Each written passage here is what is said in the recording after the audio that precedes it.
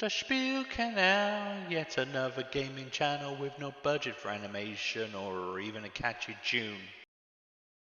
Ladies and gentlemen, for this evening's entertainment, we shall be revisiting the skills options in Necromunda. I will cover the second half of the standard rulebook skills, that being skills that are not gang specific. So, as we're not here to f*** spiders, let's crack on, shall we? Jolly good. Ferocity, Berserker. When this fighter makes close combat attacks as part of a charge, which is a double action, they roll one additional attack dice. Straight off the bat, nice and simple. No special trait or requirement. Charge in, extra bit of bosh. If you have good weapon skill, it's nice. I'd say this is a good mid-tier skill. Not bad if you roll it, but it's not the primary one to choose here. Wait and see, my pretties. Fearsome. If the enemy wishes to make a charge, double action, I'm not going to say double action every time, if they wish to make a charge action that would result in them making one or more close combat attacks against this fighter, they must make a willpower check before moving. If the check is failed, they can't move and their activation ends immediately. This is similar to Corpse Grinder cult masks. If you fought against Corpse Grinders, you know this skill.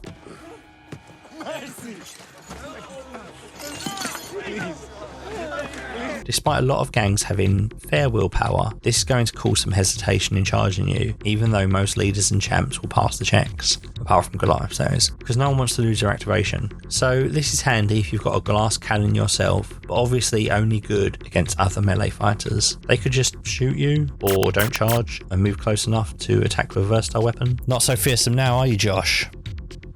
Impetuous. Impetuous. I like that word, impetuous. Our first lackluster skill of the evening. Oh, that's a shame. It's normally if you win in close combat, either the enemy rolls seriously injured and you get a free coup de grace, which everyone always takes, or they roll out of action and shuffle off this mortal coil. You can consolidate 2 inches. You can't coup de grace and consolidate, it's one or the other, and you can't consolidate into the next combat. So with this skill you can move 4 inches instead of 2. Brill. Personally, I don't remember the last time I consolidated, but that's because I never seem to roll straight out of action. Those 2 inches could be the extra you need to get into cover or something like that, but again, not one I would pick. Other people seem more excited about this skill than I am. Nerves of Steel. Boom. Good stuff. This is downright dirty and can ruin the best laid plans. One of the best strategies against heavy weapon champs or hard as nails melee fighters is to pin them to stop them from attacking you. Refresh. Charge takes a double action. Unwieldy heavy weapons also take a double action to fire without extra gear. So by pinning them, you stop them attacking you. This skill, on a 2d6 cool check, makes them immune to almost all pinning. This is what you want. Personally, I prefer Spring Up from the agility tree, but a lot of people prefer this one and that's fine. Totally fine. True Grits. When making an injury roll for this fighter, roll 1 less injury dice. For example, a damage 2 weapon would roll 1 dice instead of 2. Against attacks with damage 1, roll 2 dice. The player controlling the fighter with the true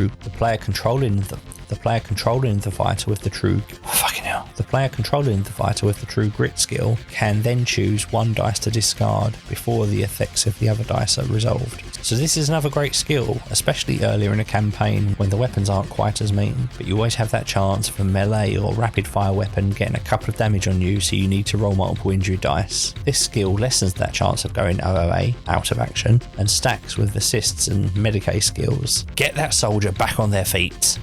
Unstoppable. Before making a recovery check for this fighter in the end phase, roll a d6. If the result is 4 or more, 1 flesh wound they have suffered is discarded. If they don't have any flesh wounds and the result is 4 or more, roll 1 additional dice for their recovery check and choose 1 to discard. Another nice to have, doesn't give you the reduction to damage such as True Grit, but a 50% chance to regen flesh wounds will keep you in the fight longer. And if that's no good to you because you're already full toughness, well, roll 2 recovery dice and discard the worst. Of course, you could regen a flesh wound and then roll out of action. Ouch. Otherwise, not too shabby.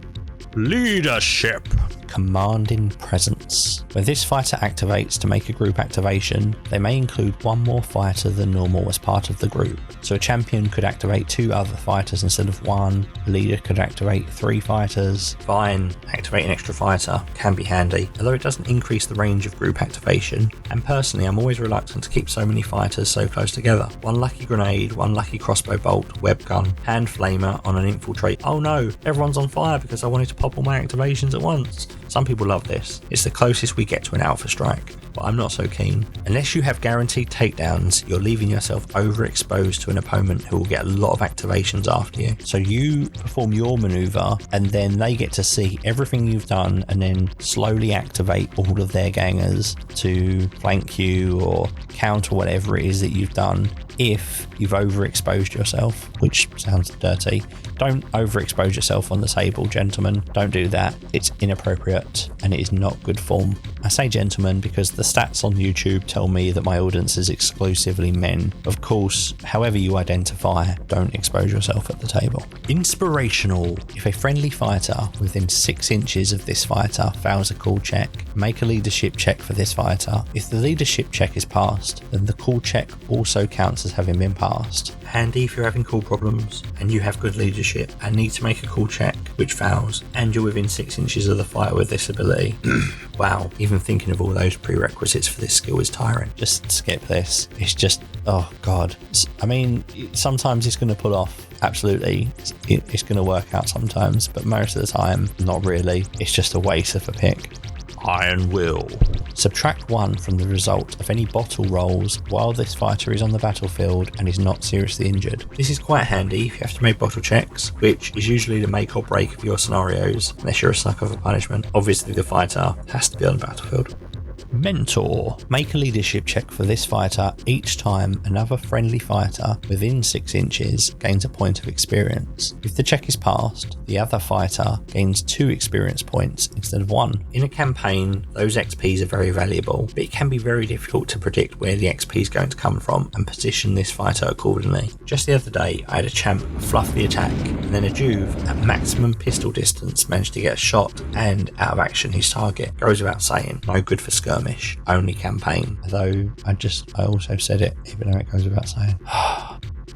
Overseer. If the fighter is standing active, they can attempt to make the following action: order, which is a double action. They pick a friendly fighter within 6 inches. That fighter can immediately make 2 actions as though it were their turn to activate, even if they are not ready. If they are ready, those actions do not remove the ready marker. This is a love to have it, hate to have it used against you skill. Pretty much a give my activation token to another fighter skill. When you see a leader sticking near a specialist with a heavy stubber, you know this is getting used. It is a double action, so each time it's used, they are stationary targets. So if you have it, make sure you have cover. If you're fighting against it, make sure you're trying to take that leader down, or at least isolate them. Luckily, 6 inches isn't too long in some things.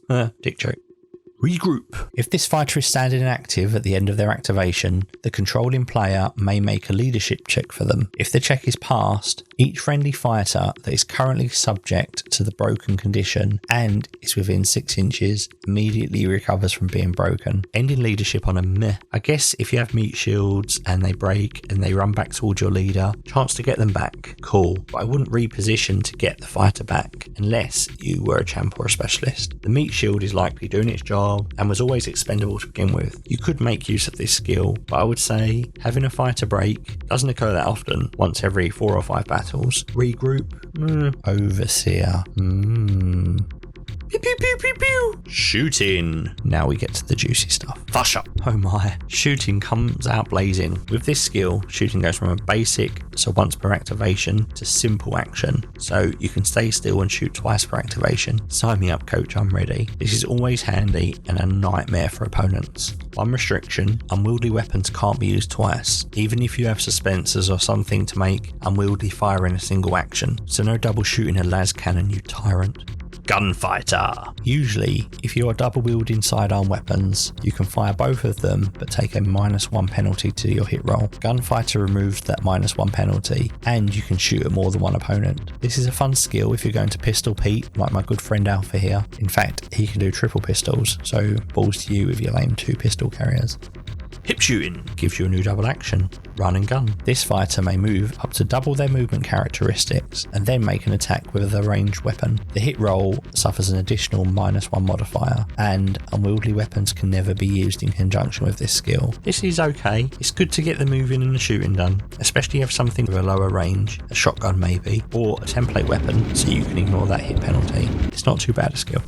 Marksman. The fighter is not affected by the rules for target priority. In addition, if the hit roll for an attack made by this fighter with a ranged weapon is a natural 6, they score a critical hit and the weapon's damage is doubled, not on a blast weapon though. And if they're firing a weapon with a rapid fire trait, only the damage of the first hit is doubled. This is a skill that on its surface looks better than it is. I'm not usually that worried about target priority, especially as it's just a cool check to choose your target, and even if you fail you can still get an attack. And a bonus on a 6 is nice, but I'm not keen on skills that are a 1 in 6 chance of taking effect. So it kind of feels like they took two abilities and they put them together into one skill. So that upgrades this skills into a okay.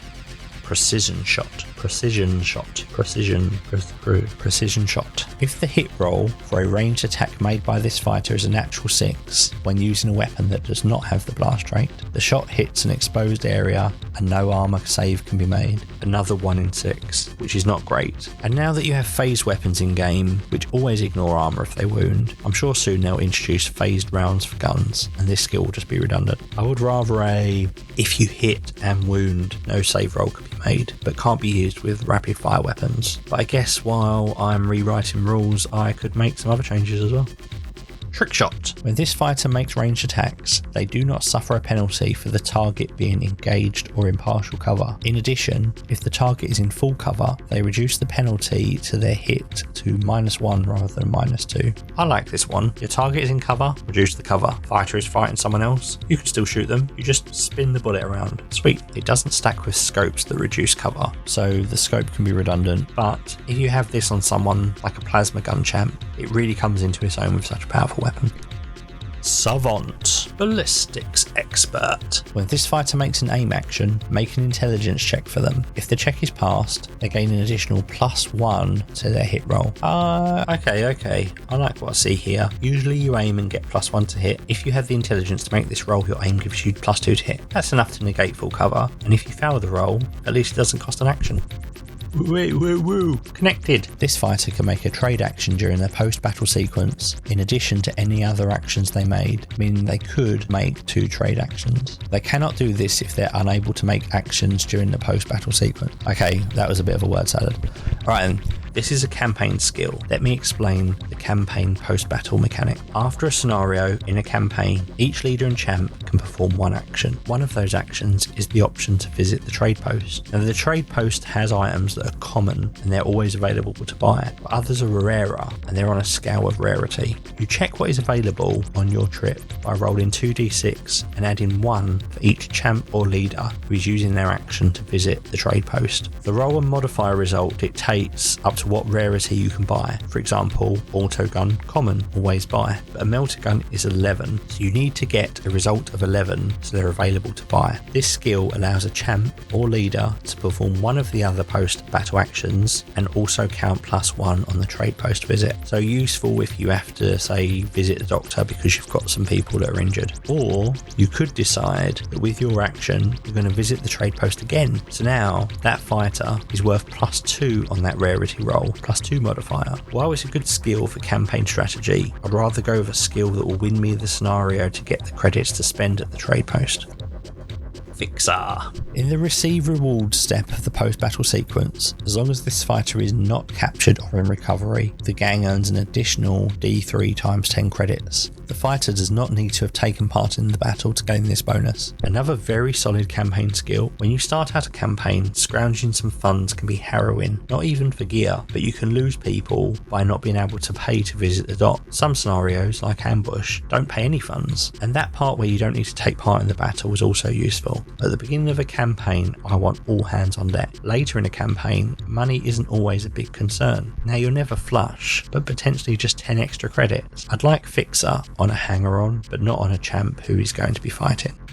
Medicae. This is pretty good. Correct me if I'm wrong, but I interpret this as stacking with normal assists. Now normally, if someone is seriously injured, you can assist them if you're within 1 inch and standing inactive. Now you can only assist one person, so standing amongst a pile of injured isn't worth it. Anyway, if you assist them, you roll an extra injury die during the recovery phase and you pick the result. This skill is also letting you re-roll any out of actions that you roll. So for example, you're assisting someone who's seriously injured. You roll 2 dice. One's out of action, one's seriously injured. you re-roll the out of action. Worst case, they stay seriously injured. If you're lucky, they get a flesh wound and they're back into the fight. You're only kind of screwed if you roll double out of action, re-roll them and roll double out of action again. That would be bloody unlucky. Munitioneer. Whenever an ammo check is failed for this fighter or another fighter from their gang within 6 inches, it can be re-rolled.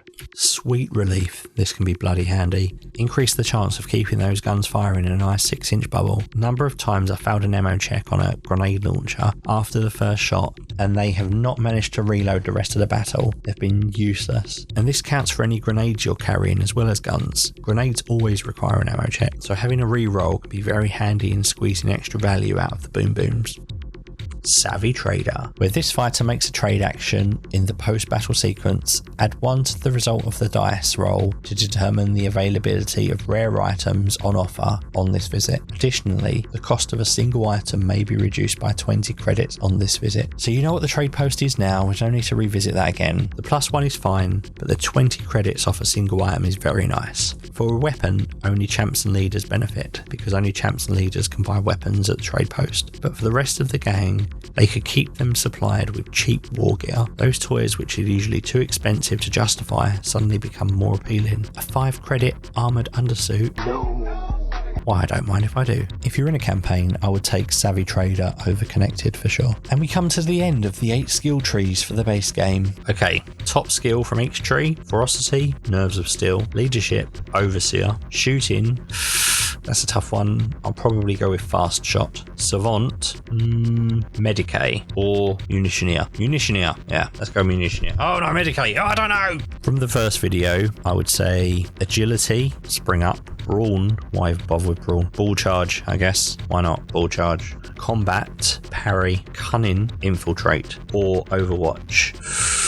Depends what sort of gang you are. If you've got long range, Overwatch. If you like to get downright and dirty with people, Infiltrate. Ferocity. Oh, already done that one. Don't matter. I hope this was educational, and as ever, feel free to like, comment, subscribe. The house specific skill video will go into production soon, but I have a couple of other videos I want to knock out first. As for the competition, today it closes. I will randomly pick a winner at the end of today with the help of an internet randomizer and contact that person. So if this video has gone up earlier in the day, you've probably got a few hours to enter. If I've not managed to upload it to the end of the day, unfortunate. I'll announce who the winner is on the next video, but if you haven't heard from me by tomorrow, sorry, wasn't you this time. Take care of yourself. May your enemies bottle and your loot crate contain legendary riches. Peace.